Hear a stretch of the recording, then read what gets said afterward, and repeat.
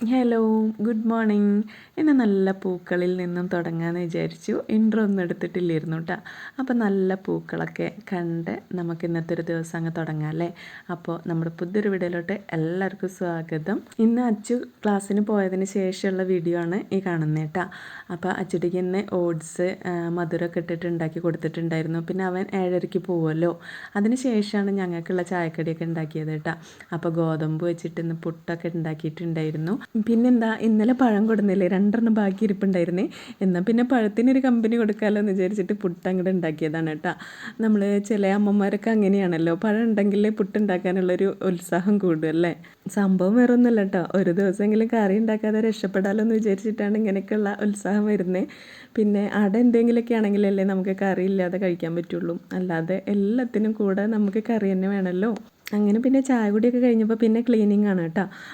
Cleaning എന്ന് പറഞ്ഞാൽ നമ്മുടെ റൂമൊക്കെ ആദ്യം ഒന്ന് വിരിപ്പും പുതപ്പൊക്കെ ഒന്ന് ക്ലീനാക്കി ഇട്ടാൽ തന്നെ നമുക്ക് പകുതി ആശ്വാസമാണ് അല്ലേ.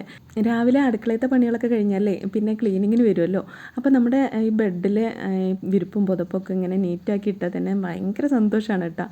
ചില വീടുകളിലൊക്കെ പോയി കഴിഞ്ഞാലേ വിരിപ്പ് കാണാൻ അങ്ങനെ വേറൊരു സ്ഥലത്ത്, തലയണ വേറൊരു സ്ഥലത്ത്, പുതപ്പ് വേറൊരു സ്ഥലത്ത്, അത് കാണുമ്പോൾ തന്നെ നമുക്ക് എന്തോ ഒരു മനസ്സിന് അസ്വസ്ഥതയാണ് കേട്ടോ.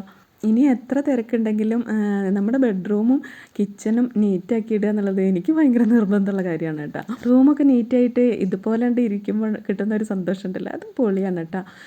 പിന്നെ അച്ചുട്ടിയുടെ റൂമിലേക്ക് വന്നിട്ടുണ്ട്. അച്ചുട്ടിയുടെ റൂമിലേക്ക് വന്നാൽ അവൻ വീട്ടിലുള്ള ദിവസമാണെങ്കിൽ ഈ പറഞ്ഞ പോലെ പുതപ്പൊക്കെ അവിടെ ഇവിടെയൊക്കെ ആവും കേട്ടോ. എന്നിട്ട് ഞാനിങ്ങനെ വഴക്ക് പറയും. എന്നിട്ട് അതൊക്കെ ക്ലീനാക്കി കഴിഞ്ഞാലാണ് എനിക്കൊരു സമാധാനം കിട്ടുക. പിന്നെ നമുക്കിന്ന് കുക്കർ ബിരിയാണി ഉണ്ടാക്കാണ്ട് കേട്ടോ. കുറേ ദിവസമായിട്ടുണ്ട് ഒരു ബിരിയാണിയൊക്കെ കഴിച്ചിട്ട്. അപ്പോൾ ഇതാ കുക്കറിൽ ബിരിയാണിയൊക്കെ ഉണ്ടാക്കിയിട്ടുണ്ട്. ഇനി അതൊക്കെ കഴിച്ചിട്ട് ഇന്ന് പുറത്തൊന്ന് പോകണം എന്നൊക്കെ വിചാരിക്കുന്നുണ്ട് കേട്ടോ. മഴ സമ്മതിക്കുമോ എന്നറിയില്ല. എന്തായാലും ഏട്ടനെ കുത്തിപ്പൊക്കിയിട്ടുണ്ട്. അപ്പോൾ ഇന്നത്തെ ബിരിയാണി അടിപൊളി ടേസ്റ്റ് ആയിരുന്നു കേട്ടോ. ചില ദിവസത്തെ ബിരിയാണി നമ്മൾ പ്രതീക്ഷിക്കാത്തതിലും കൂടുതൽ ടേസ്റ്റ് ഉണ്ടാവാറുണ്ട് കേട്ടോ. അച്ചിട്ട് ബിരിയാണി കഴിക്കുമ്പോൾ പറയുകയാണേ, അമ്മ നല്ല ടേസ്റ്റ് ഉണ്ട്, നല്ല ടേസ്റ്റ് ഉണ്ട്, സൂപ്പർ സൂപ്പർ എന്ന് കുറേ പ്രാവശ്യം എന്നെ പുകഴ്ത്തിയിട്ടുണ്ടായിരുന്നു കേട്ടോ.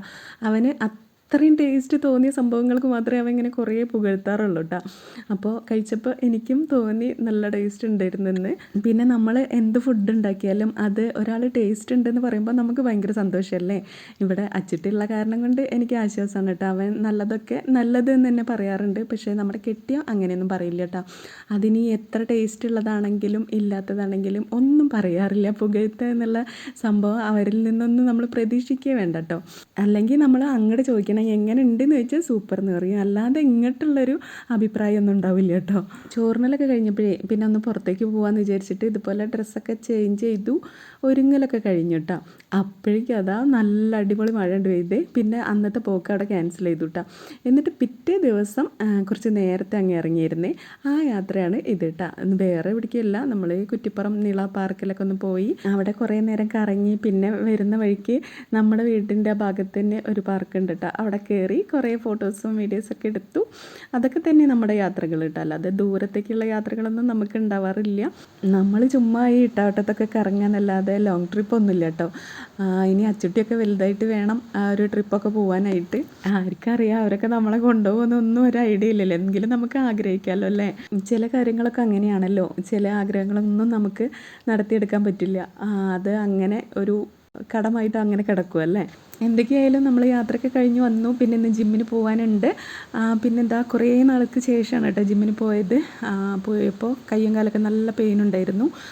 അപ്പോൾ ഇനി ഇത് കണ്ടിന്യൂ ചെയ്യണം. അപ്പോൾ മറ്റൊരു വീഡിയോ ആയിട്ട് വീണ്ടും കാണാം. താങ്ക്